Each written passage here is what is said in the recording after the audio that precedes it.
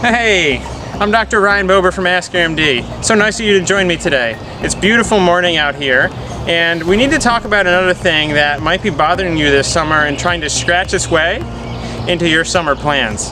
Poison ivy.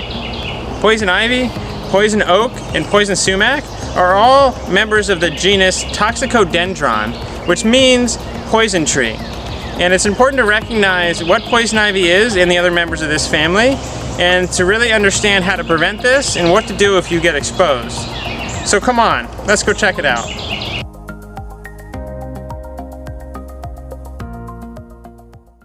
Okay, so you're outside, you're wearing your sunscreen, and you walk into an area with lots of different plants, like this shown here. Some of these are beautiful, but some of these might be poison ivy. Let's look a little closer and see if we can identify which ones are which.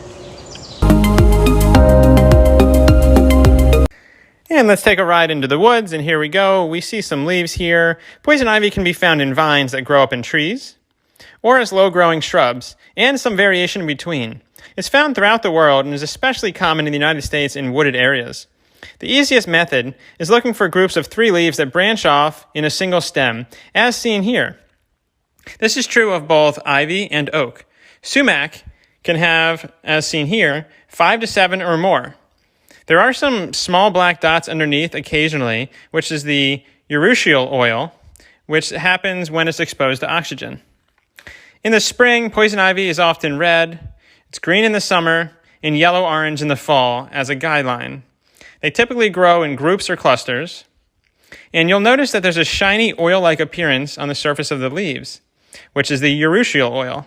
Now that you can identify it, let's head back inside and review what it does to your body and what you can do about it. To understand why poison ivy can be harmful, we have to understand how your body responds to it. The reason why poison ivy causes a rash is not because of the leaves themselves, but because of an oil it produces called urushiol oil. If this oil is transferred to your skin, such as when you brush up against the leaves of a plant, it causes an intense hypersensitivity allergic reaction, even from the initial exposure, typically within 12 to 48 hours. Each subsequent exposure can be more intense. The rash is very red, itchy, and often in a streak-like pattern based on the way in which you are exposed to the oil. Some people develop fluid bubbles, as seen here, which we call vesicles, in the area of exposure, along with some swelling.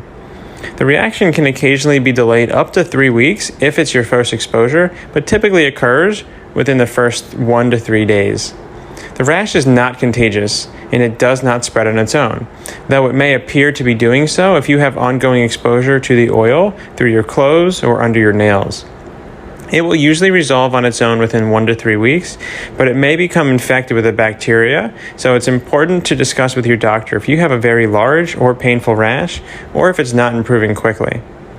And one final fun fact, the same oil is found in the skin of mangoes, which explains why some people have similar reactions when touching mango skin or trees, but not eating the fruit because the oil is not found in the pulp.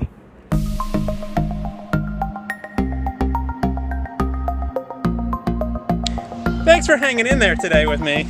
This has been really fun. I hope you learned a lot of great information about summer safety in the woods. So as always, I'm Ryan Bober from AskYourMD, and feel free to email me or comment below and subscribe if you have any of the content that you enjoy.